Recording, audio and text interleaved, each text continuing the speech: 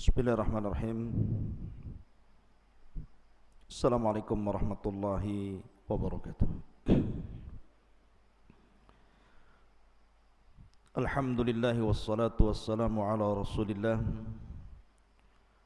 wa ala alihi wa sahbihi wa mawalah wa la hawla wa la quwata illa billahi wa ba'du. Alhamdulillah, di pagi hari ini kita bisa kembali bermajlis ilmu di Masjid Jabal Uhud.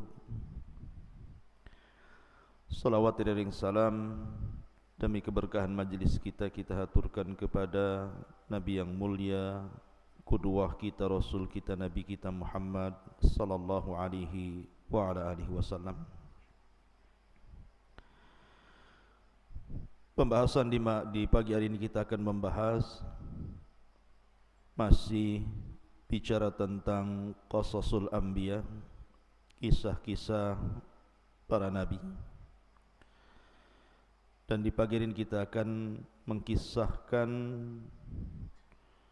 seorang nabi yang banyak ujian dari Allah Azza wa Jalla, sampai-sampai mendapatkan gelar Imamus Sabirin, imamnya orang-orang yang hendak mencontoh kesabaran.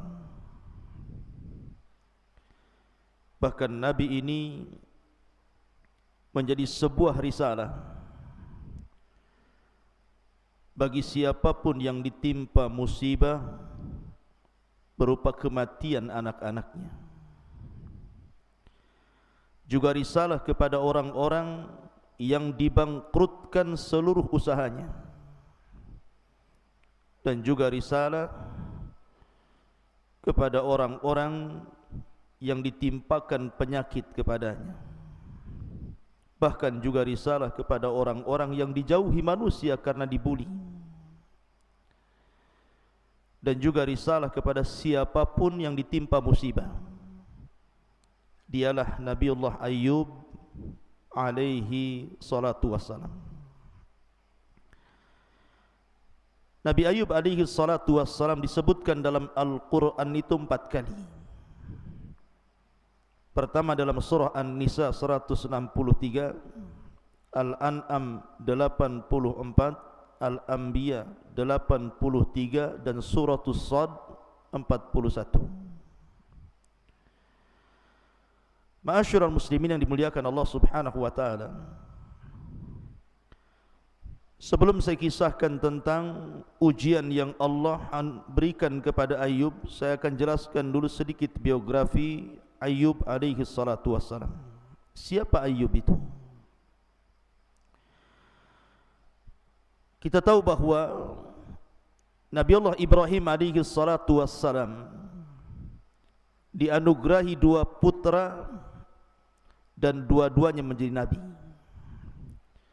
Pertama Ismail, yang kedua Ishak. Dari Ishak inilah lahir anak kembar. Pertama Al-Is, yang kemudian melahirkan bangsa Romawi atau disebut dengan Bani Asfar. Dan yang kedua Ya'qub, atau dikenal dengan Israel. Jadi Is itu melahirkan orang-orang Romawi. Kalau hari ini kita sebut Romawi berarti Nasrani Eropa. Tetapi Ya'qub Israel, sehingga turunannya disebut Bani Israel. Lah Nabiullah Ayub alaihi salatu wassalam ini keturunan bangsa Romawi, karena nasabnya sampai kepada Al-Is ibn Ishaq ibn Ibrahim alaihi salatu wassalam. Dan itu yang masyhur disebutkan oleh para ulama. Sebenarnya kisah Nabi Ayub itu masyhur, terutama muamalah beliau dengan istrinya, dan bagaimana kesabaran istrinya ketika merawat Ayub ketika sakit.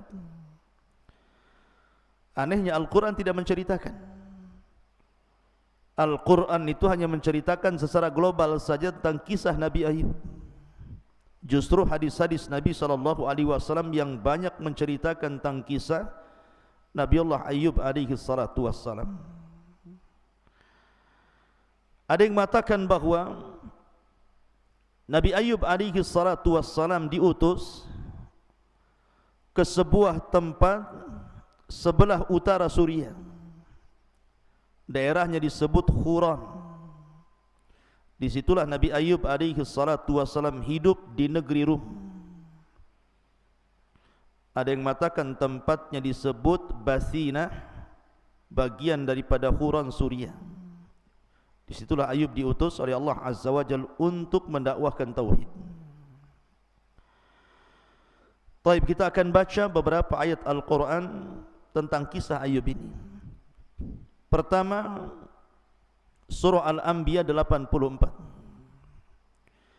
Wa wahabna lahu Ishaq wa Yaqub kullan hadaina wa Nuhan hadaina min qablu wa min dzurriyyatihi Dawud wa Sulaiman wa Ayyub wa Yusuf wa Musa wa Haruna wa kadzalika nazzil muhsinin. Dan kami anugerahkan kepada Ishak dan juga Yaqub kepadanya. Kepada masing-masing telah kami berikan petunjuk. Dan sebelum itu kami telah memberikan petunjuk kepada Nuh dan kepada sebagian dari keturunannya Ibrahim. Siapa turunan Ibrahim? Daud, Sulaiman, Ayyub, Yusuf, Musa dan Harun. Dari sini menunjukkan bahawa Ayyub nasabnya sampai kepada Ibrahim, artinya dia keturunan Ibrahim. Karena dhamir itu pasti, kalau antum belajar bahasa Arab kan, kembali yang terdekat, bukan kembali yang terjauh. Tidak kembali kepada Nuh, tapi kembali kepada Ibrahim. Dan tadi saya sudah katakan bahwa nasab Ayyub itu kalau disebutkan oleh para ulama, Ayyub ibn Musi, ibn Zarah, ibn Is, ibn Ishaq, ibn Ibrahim. Itu di antara nasab yang disebutkan para ulama sejarah. Kemudian Allah Subhanahu wa taala mengatakan dalam surah An-Nisa ayat 163, Inna auhayna ilaika kama auhayna ila Nuhin wan nabiyyina min ba'di wa auhayna ila Ibrahim wa Ismail wa Ishaq wa Yaqub wal asbat wa Isa wa Ayyub wa Yunus wa Harun wa Sulaiman wa ataina Dawud zabura. Sesungguhnya kami wahyukan kepadamu ya Muhammad sebagaimana kami wahyukan kepada Nuh dan nabi-nabi setelahnya. Dan kami telah wahyukan pula kepada Ibrahim, Ismail, Ishak, Yaqub dan cucunya. Kemudian Isa dan Ayyub. Kemudian Yunus, Harun, Sulaiman. Dan kami telah berikan kitab Zabur kepada Daud. Dari sini menunjukkan bahwa Ayyub seorang nabi, karena diwahyukan kepadanya wahyu dari Allah Subhanahu wa taala. Tapi kisah Ayyub itu terangkum dalam 2 ayat setelahnya.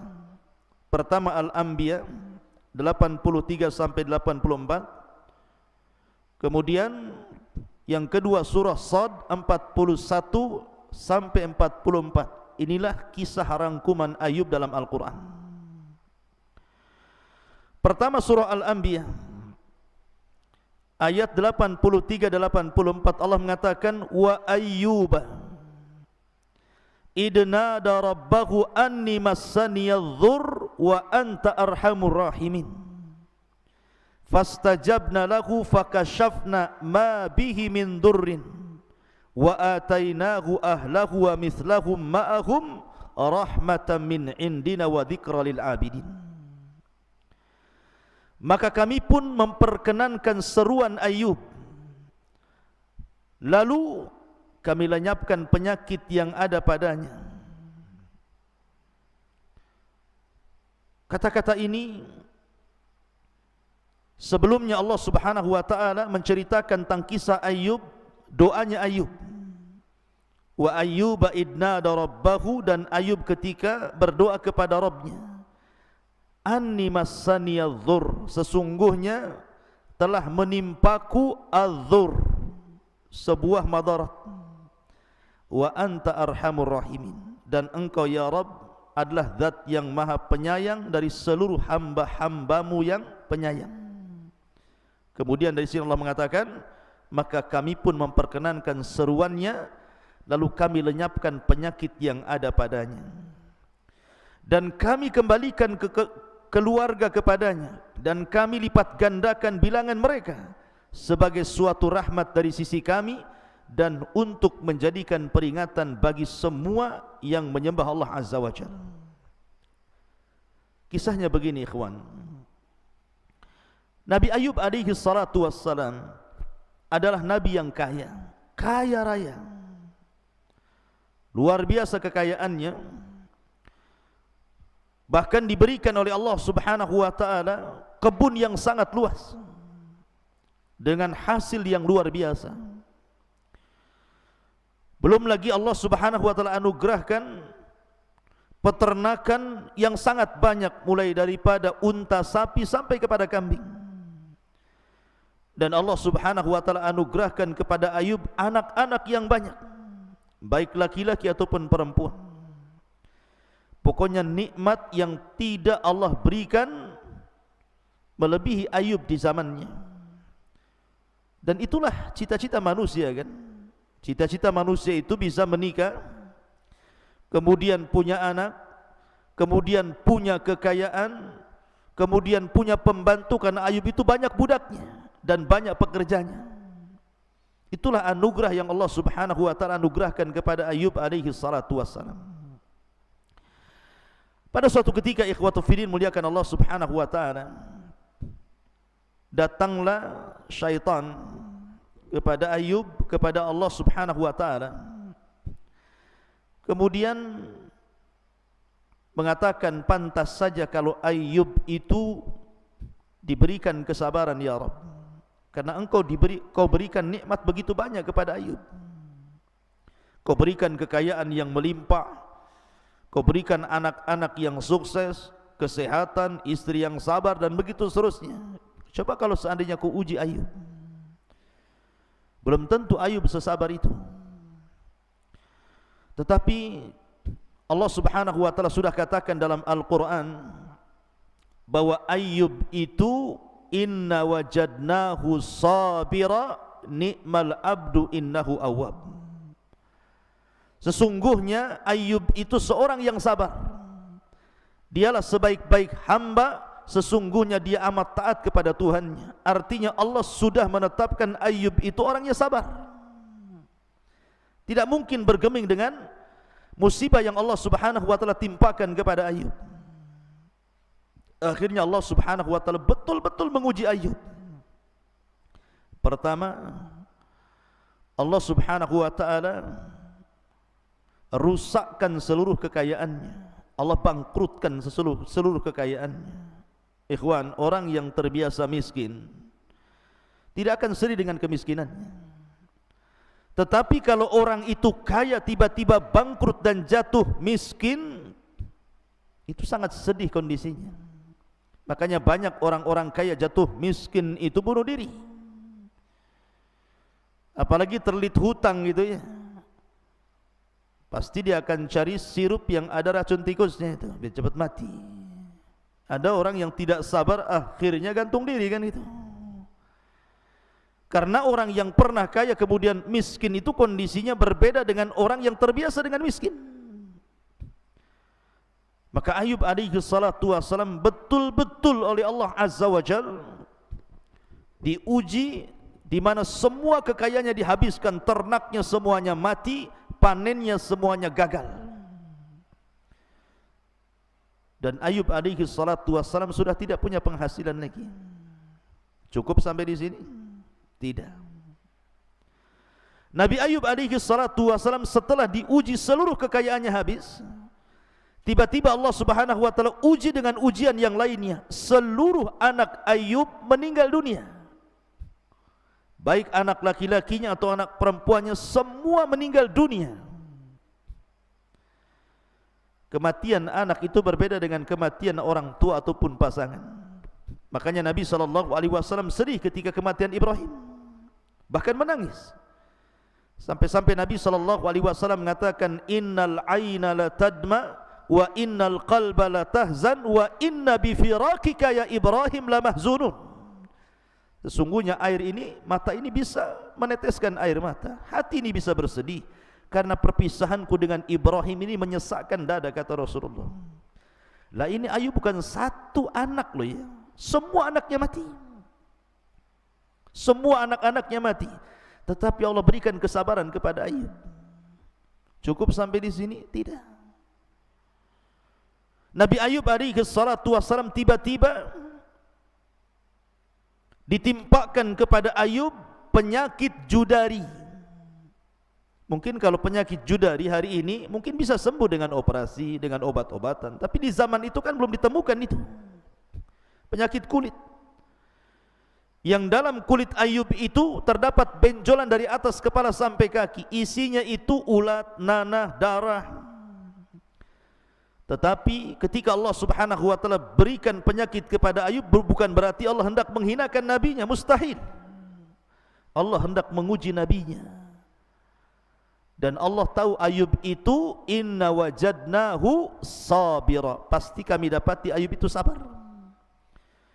Dan penyakit yang diderita Ayub itu bukan sebulan 2 bulan, bukan setahun 2 tahun. Dalam hadis Anas bin Malik yang disahihkan oleh Syekh Nasiruddin Al-Albani, 18 tahun lamanya, 18 sanatan, 18 tahun.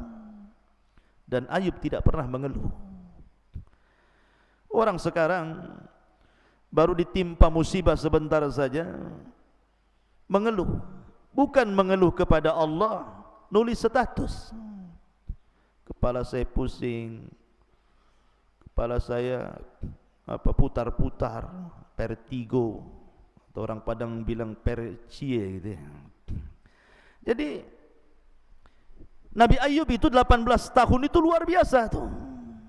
Bayangkan ditimpa musibah. 18 tahun itu bukan sebentar, tapi tidak keluar dari lisan Ayub. Beliau menolak takdir Allah. Kenapa saya sakit? Tidak seperti orang sekarang gitu ya. Kenapa saya miskin? Kenapa enggak orang itu saja miskin? Kenapa saya enggak orang itu saja yang sakit gitu? Kenapa asik saya terus gitu? Tidak. Ayub tidak pernah mengeluh kesah. Cukup sampai di sini ujian Ayub? Rupanya tidak. Ditimpa penyakit yang lama 18 tahun tidak kunjung sembuh. Semua manusia yang dulu mendekati Ayub semua menjauh Ayub.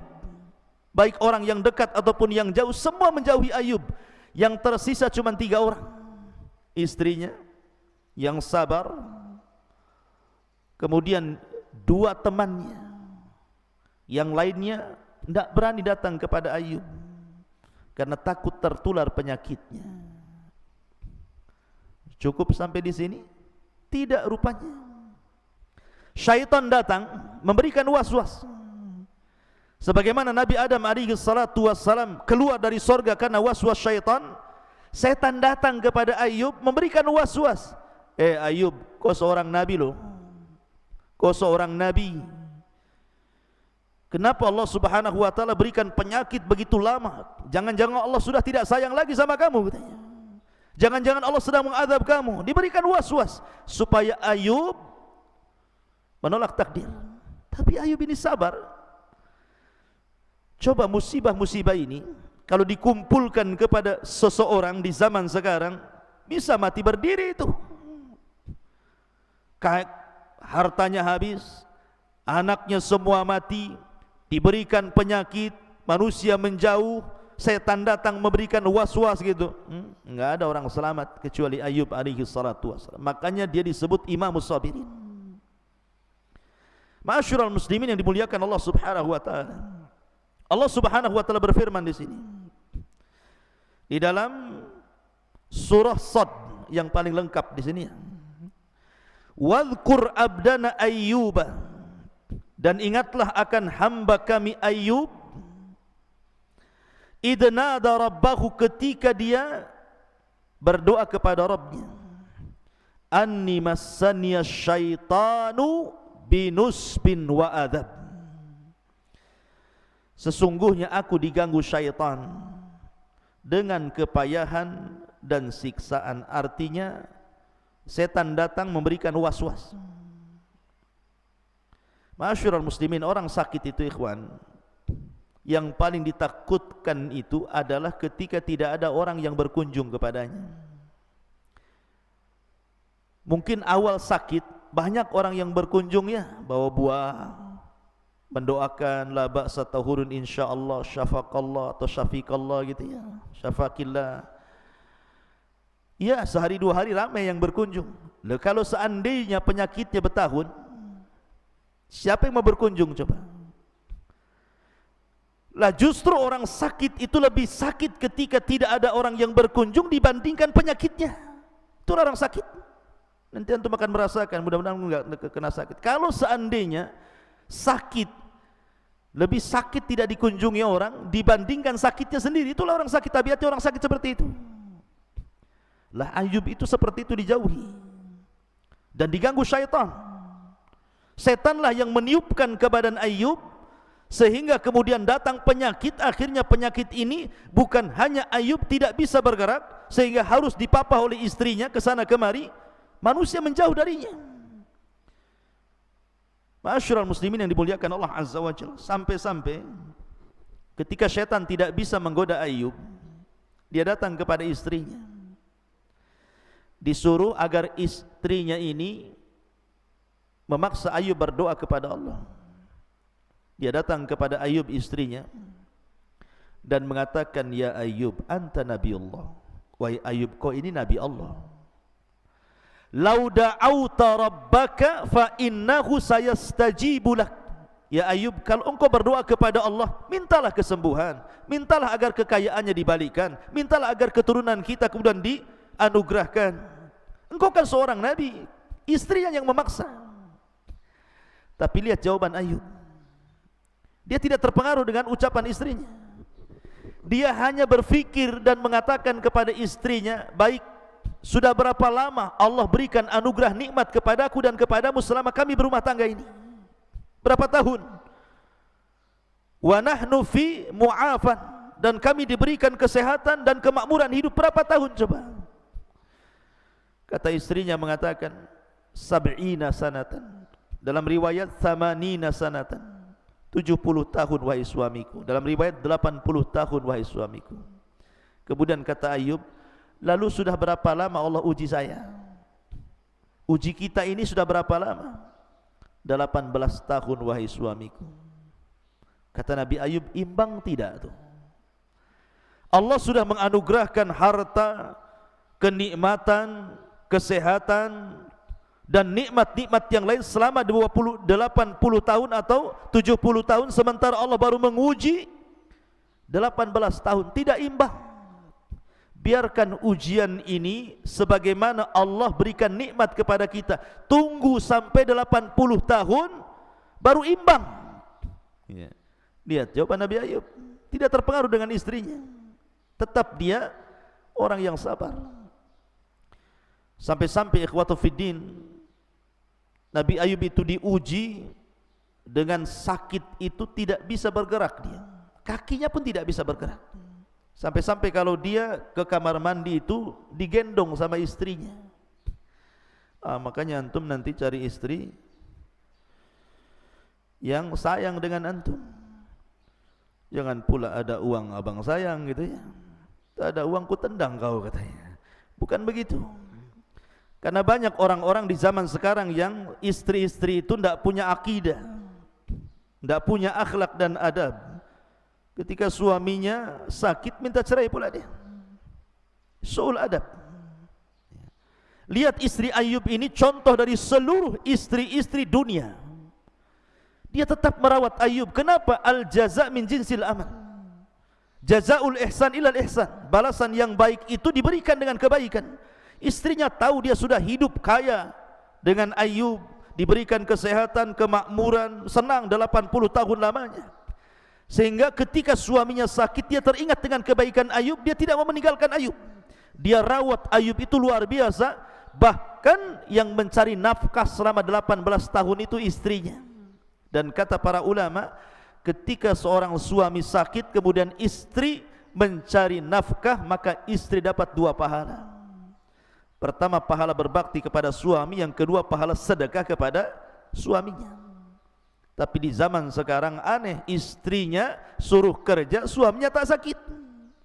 Suaminya yang cuci piring, yang ngepel, nyusuin anak, kayak punya susu saja dia. Ya. Jadi boleh istri mencari kerja di luar kalau kondisinya seperti Ayub, sakit, terpaksa, dan itu lebih sakit bagi manusia. Kan lebih sakit tuh. Penyakitnya mungkin tidak seberapa sakit, tapi lebih sakit ketika bagi seorang suami yang berakal, ya maksudnya, bagi seorang suami yang berakal, ya, bukan suami yang gila, ya.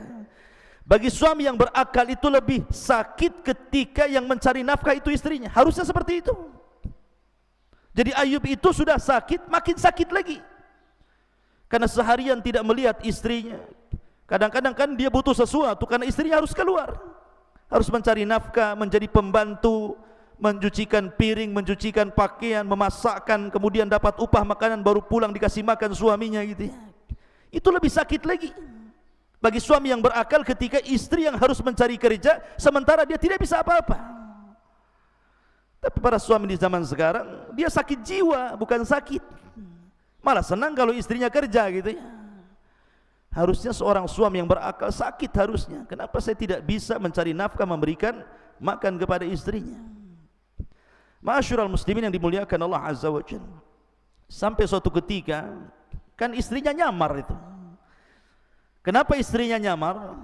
Supaya tidak diketahui dia istrinya Ayub. Kalau orang-orang tahu itu istrinya Ayub, tidak akan diterima kerja dia.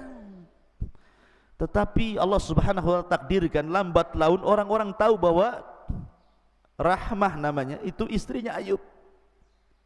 Akhirnya mulai ketakutan orang-orang itu, enggak mau menerima istrinya Ayub bekerja di rumah-rumah mereka karena takut membawa virus yang ditularkan suaminya menular ke orang-orang. Bayangkan dia pergi ke rumah ini ditolak, ke rumah itu ditolak, ke rumah ini ditolak. Akhirnya tidak ada satu rumah pun yang menerima istrinya untuk bekerja. Bingung istrinya, apa yang harus dimakan? Dalam riwayat terpaksalah istrinya itu menggunting rambutnya. Istrinya itu panjang rambutnya sampai ke tanah. Dan rambut yang indah itu selalu digunakan Ayub untuk bangkit. Jadi kalau Ayub itu bangkit dari tidur supaya bisa berdiri, itu memegang rambut istrinya. Tiba-tiba rambut itu dipotong, kemudian dijual ke salah satu anak daripada orang kaya. Karena di zaman dulu rambut itu kan berharga, makanya banyak salon-salon rambut apabila motong rambut itu tidak dibuang tuh, dijual kan gitu, ya. Kemudian dibuat gelung biasanya oleh perempuan untuk disambungkan ke rambut-rambut mereka. Syariat Ayub mungkin boleh, tapi syariat Islam tidak boleh. Syariat Islam itu menyambung rambut hukumnya haram, bahkan dilaknat. Makanya Rasul melaknat orang-orang yang mencukur halis. Dan banyak nih wanita-wanita sekarang karena lihat halisnya mungkin kurang tebal, akhirnya dicukur, ganti pula spidol. Spidolnya pula bukan spidol permanen, spidol luntur pula kena hujan. Kemudian juga dilarang untuk mengikir gigi. Bekel bahasa kitanya, ada orang pakai bekel itu. Kalau giginya memang jarang, artinya tidak sebagaimana normalnya gigi-gigi orang, kalau makan nasi kemudian loncat pula dari sela-sela gigi karena jarang begitu, ya. Maka tidak masalah pakai bekel untuk merapatkan. Tapi kalau seandainya tidak ada masalah, hanya untuk memperindah, haram, tidak boleh. Ya. Termasuk juga mentato ataupun menyambung rambut, itu dilaknat semuanya itu dalam Islam. Tapi mungkin syariat dulu mungkin boleh. Makanya istrinya Ayub kemudian menjual rambutnya. Ketika Ayub alaihi salatu wassalam sudah sakit, melihat istrinya tidak ada rambutnya, makin sakit dia. Dari situ dia bersumpah, untuk memukul istrinya kalau sembuh 100 kali pukulan. Kenapa Ayub alaihi salatu wassalam sampai bersumpah seperti itu? Ya. Ma'asyiral muslimin yang dimuliakan Allah Azza wa Jalla. Tapi yang jelas bahwa ketika sudah berlalu 18 tahun lamanya, kemudian Nabi Ayub alaihi salatu wassalam suatu ketika dihantar istrinya untuk buang hajat. Ada yang mengatakan untuk mandi. Dan Ayub itu diberikan sifat malu. Sampai kepada istrinya pun dia malu. Jadi kalau dia hendak buang hajat atau mandi itu jauh dari istrinya. Istrinya suruh menjauh. Ya. Lah ketika kemudian Nabi Ayub alaihi salatu wassalam selesai buang hajat atau selesai mandi gitu kan, dia panggil-panggil istrinya. Karena biasanya yang membangkitkan dia kemudian memapah dia ke pembaringan istrinya. Rupanya istrinya pergi pula. Karena ada sebuah hajat, lupa mungkin istrinya habis ngantar Ayub, sehingga Ayub memanggil-manggil, tidak datang pula istrinya. Maka Nabi Ayub merasa sedih dan merasa bahwa mungkin bahasa kitanya, beginilah kalau hidup menyandarkan kepada manusia, kalau tidak ada habislah kita gitu ya. Dari sinilah Ayub alaihi salatu wassalam akhirnya berdoa, dan ini pula yang menyebabkan Ayub berdoa, Rabbi inni massaniyadh-dhurr wa anta arhamur rahimin. Ya Rabb, sesungguhnya kemadaratan telah menimpa kepadaku. Lihat bagaimana Ayub mengadu kepada Allah, tidak merinci. Ayub tidak mengatakan, ya Rabb, hartaku hilang, anak-anakku mati, aku pun terserang penyakit. Tidak. Ayub tidak memerinci semua musibah. Ayub hanya mengatakan, menghabarkan kepada Allah, inni massaniyadh-dhurr, ya Allah, sesungguhnya adh-dhurr, madarat telah menimpa kepadaku.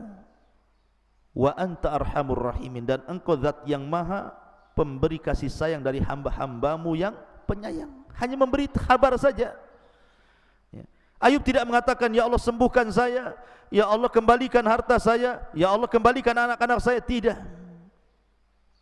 Karena Allah subhanahu wa ta'ala zat yang maha tahu. Baru kita mengatakan ya Rabb, belum mengucapkan permintaan saja Allah sudah tahu. Ya'lamu ma fi sudur ya.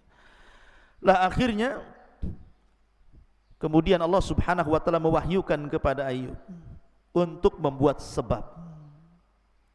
Ada juga yang mengatakan, kenapa Ayub sampai mengatakan seperti itu, coba berdoa seperti itu.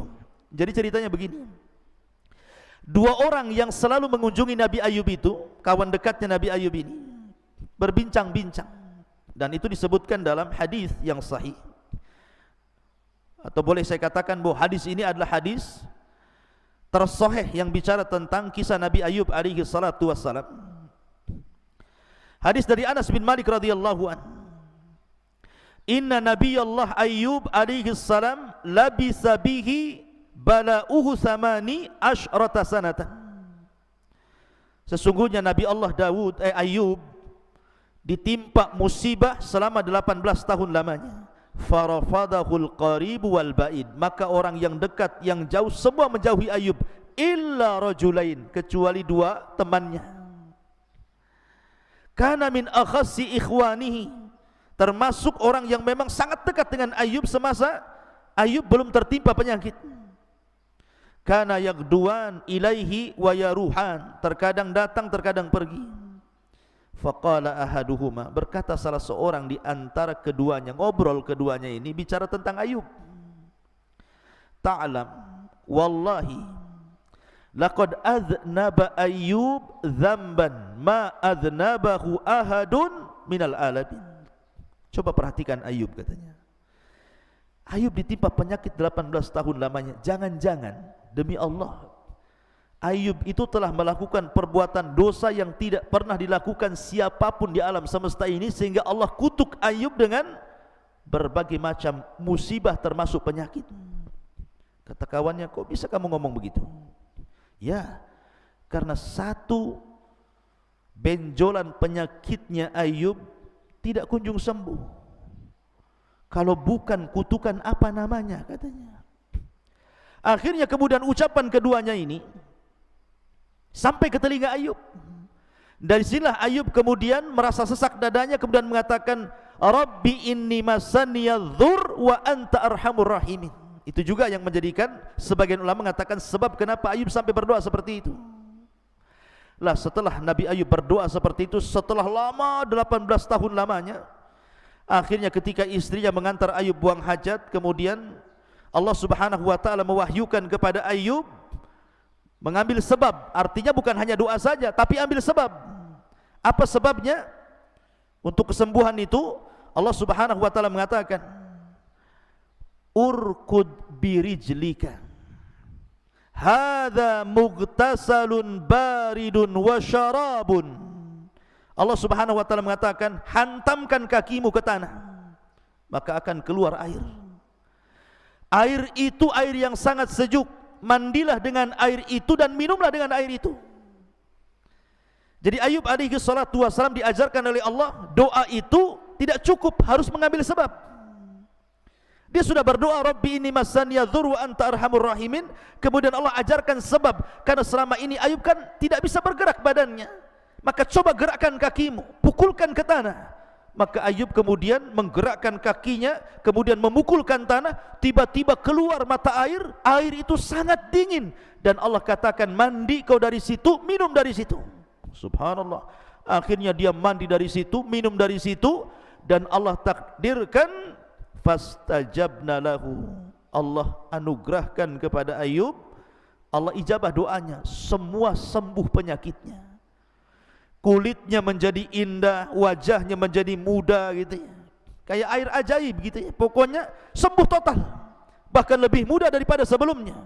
Lebih indah daripada sebelumnya, lebih tampan daripada sebelumnya.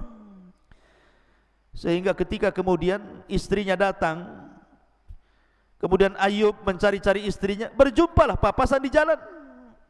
Kata istrinya, ya fulan, apakah kau melihat Nabi Allah Al-Mubtala yang diberikan ujian begitu banyak Ayub? Di mana dia? Katanya, aku sudah mencari ke sana kemari, tidak ada. Tapi kata istrinya, sepertinya suamiku mirip dengan kamu di waktu muda, katanya. Kata Ayub alaihi salatu wassalam, ana Ayub, saya Ayub. Subhanallah ya, saya Ayub. Maka ketika dia mengatakan ana Ayub, saya Ayub, istrinya terperanjat gitu kan, karena Allah sudah anugerahkan kesembuhan. Dari sini bukan hanya itu saja, Allah katakan wa wahabna lahu ahlahu wa mislahum ma'ahum rahmatan minna wa dzikra liulil albab. Apa kata Allah? Dan kami anugerahkan kepada Ayub dengan mengumpulkan kembali seluruh keluarganya.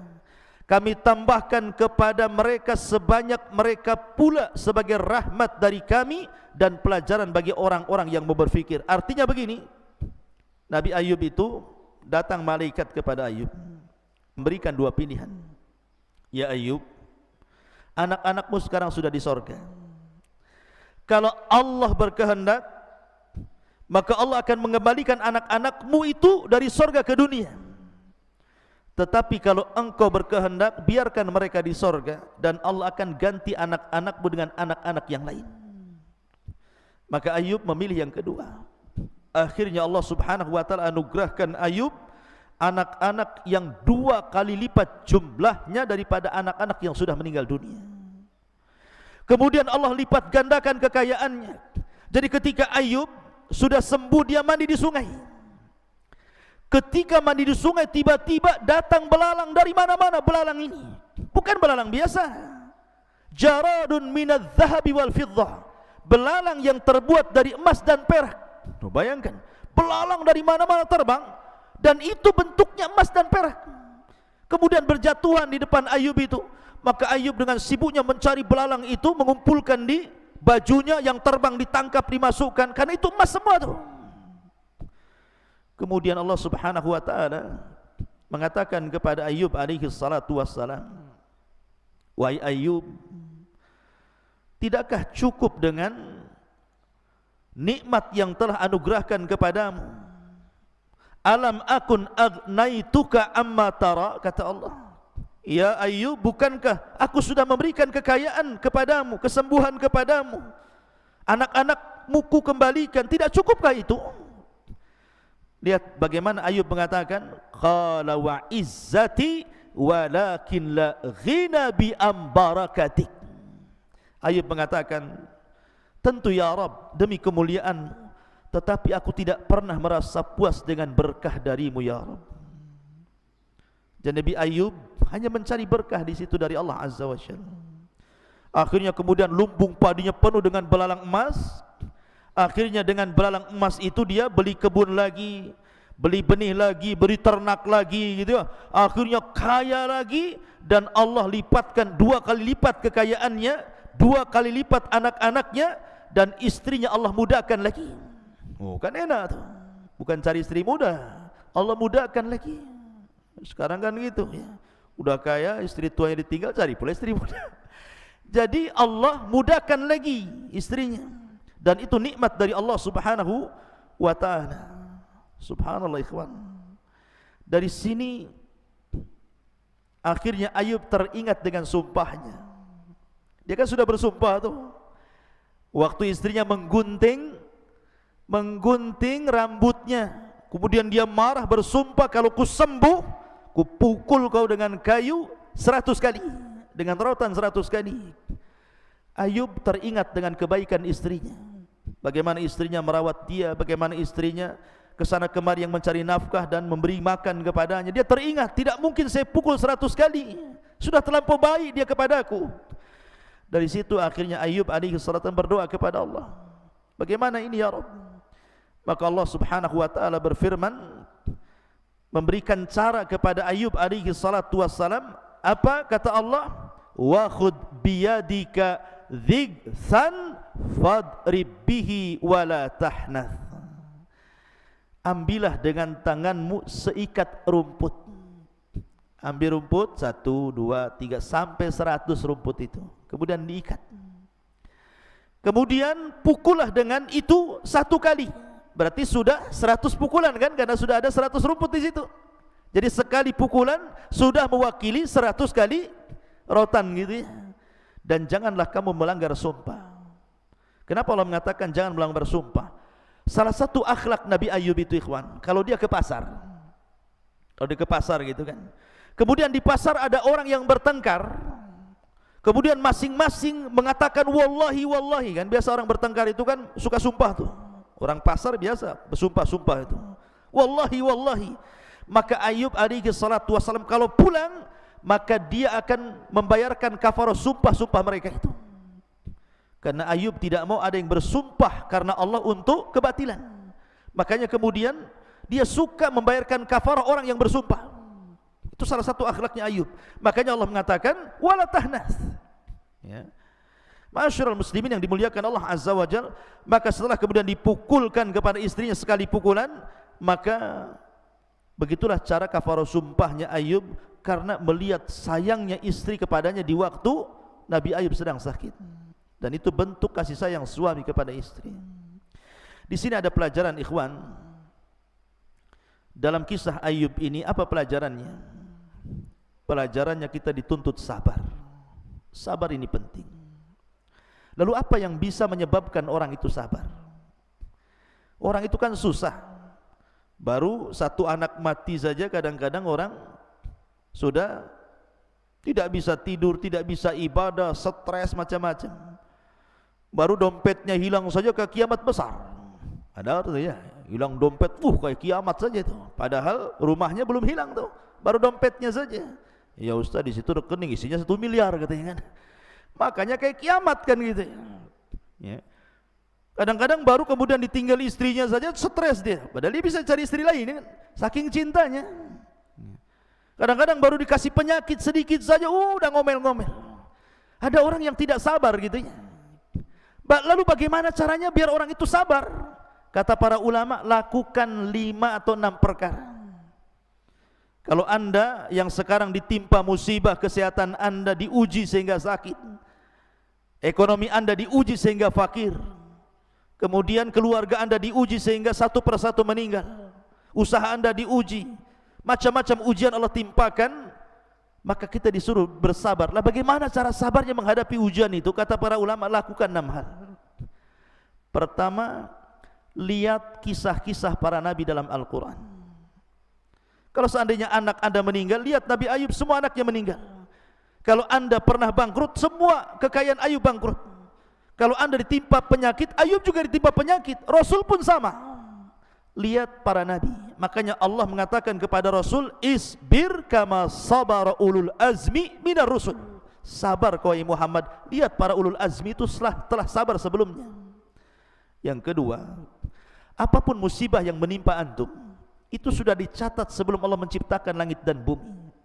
Bi khamsina alfasana, 50.000 tahun sebelum Allah menciptakan langit dan bumi, musibah yang Allah akan timpakan kepada kita itu sudah dicatat di Lauhil Mahfuz.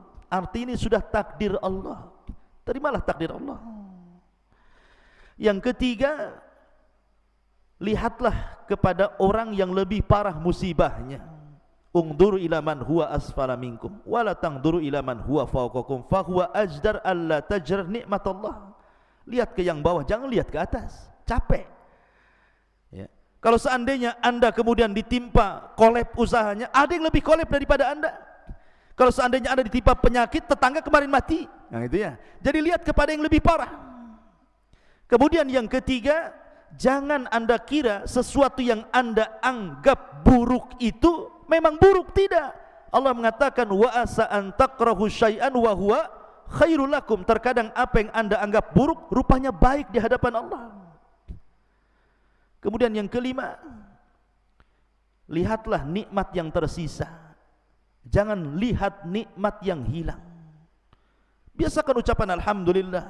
Alhamdulillah saya masih patah satu kaki, yang sebelah atau dua-duanya patah gitu ya. Alhamdulillah saya masih hidup walaupun stroke. Kemarin yang sebelah innalillahi wa inna ilaihi rajiun sudah diusung ke Tamiang. Artinya lihat nikmat yang tersisa, jangan lihat nikmat yang hilang gitu ya. Kemudian yang terakhir, berdoa, karena doa itu bisa yaruddul qada, bisa menolak keputusan Allah Azza wa Jalla. Lalu apakah musibah itu manfaat? Umpamanya orang terserang penyakit, apakah penyakit ini manfaat? Ya, penyakit ini manfaat. Apa manfaatnya? Musibah itu manfaat, mau sakit, mau miskin, mau apa, itu manfaat bagi kita. Pertama, supaya kita dididik untuk beradab. Lihat orang-orang kaya, baru beli mobil mewah saja yang harganya mahal, wah, ada sombongnya kayak Fir'aun, ya kan? Kaca pun tidak dibuka gitu ya. Jalannya pun beda gitu ya. Orang sombong. Tapi ketika Allah buat mobilnya hilang, baru terasa dia jadi orang miskin. Di situ ada adab, pelajaran adab. Dididik oleh Allah Azza wa Jalla bahwa sombong itu ada batasnya ya. Maka setiap ujian itu mendidik kita sebenarnya. Yang kedua, ujian itu kafarah. Bukankah dunia ini sijnul mu'min? Namanya penjara, orang hidup di penjara itu tidak suka kan itu, pasti ingin keluar. Tapi suatu ketika Allah bukakan pintu sorga sebagai lepasnya kita dari penjara, baru kita akan senang. Ketika orang keluar dari musibah, dosanya hilang, pahalanya numpuk gitu ya. Kemudian pahala musibah apa? Manfaat musibah juga, bahwa musibah ini ikhwatu fiddin muliakan Allah Azza wa Jalla, bukan hanya mendidik akhlak, kemudian juga menjadikan dosa-dosa kita hilang, tapi musibah itu manfaatnya juga besar. Karena dengan adanya musibah, orang lebih bersyukur kepada nikmat Allah. Terkadang orang tidak pernah merasakan nikmat makan kecuali dia lapar, nikmat minum kecuali dia haus, nikmat aman kecuali pernah hidup di negeri konflik. Ya begitu. Jadi semua musibah itu ada manfaatnya. Oleh karena itulah maka sabarlah seperti sabarnya Ayub alaihi salatu wassalam. Subhanaka bihamdika asyhadu an la ilaha illa anta astaghfiruka wa atubu ilaik. Wallahu ta'ala. Assalamualaikum warahmatullahi wabarakatuh.